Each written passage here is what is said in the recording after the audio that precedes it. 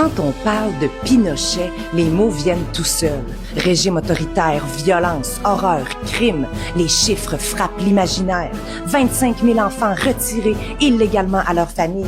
Et c'est perçu, à juste titre, comme abominable parce que c'était une dictature. Mais ici au Québec, on fait exactement ce que l'on condamne ailleurs, à une échelle infiniment plus vaste, sous un vocabulaire propre, rassurant, moral. Depuis 88, plus d'un demi-million d'enfants ont été retirés de leur famille, parfois pour quelques mois, parfois définitivement. Sous couvert de protection, de stabilité et d'intérêt supérieur de l'enfant, la différence fondamentale, ce n'est pas l'acte, c'est l'emballage. Sous une dictature, retirer un enfant est vu comme une atrocité.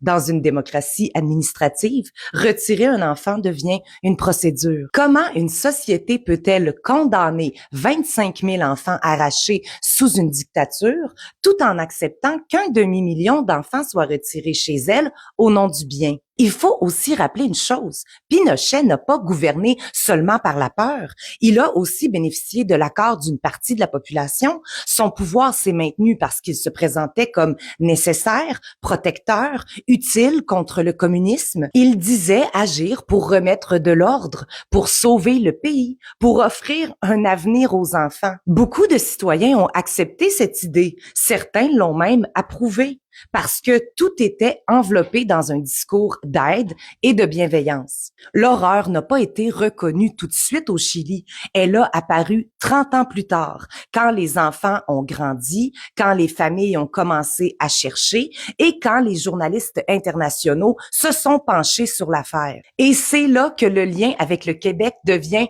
impossible à éviter. Un système qui retire des enfants à grande échelle a besoin de quelques ingrédients pour durer. Une autorité qui s'élargit, des lois et des règles qui s'empilent et une population qui finit par trouver ça normal. Ajoutez à cela 2 bonnes grosses cuillères de pauvreté, juste assez pour épuiser, distraire et diviser, et le tour est joué. Le système tient, le reste suit. Et pendant que ce système avance, le pouvoir se consolide.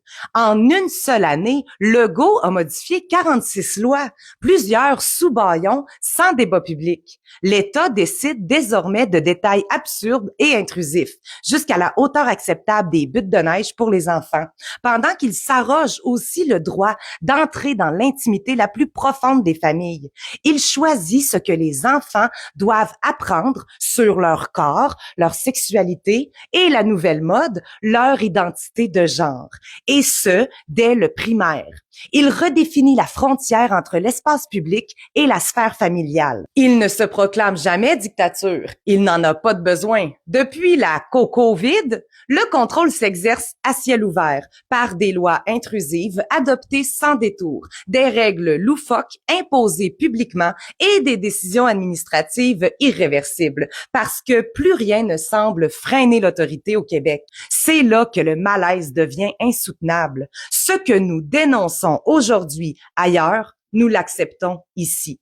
Ce que nous appelons barbarie chez les autres, nous le tolérons chez nous.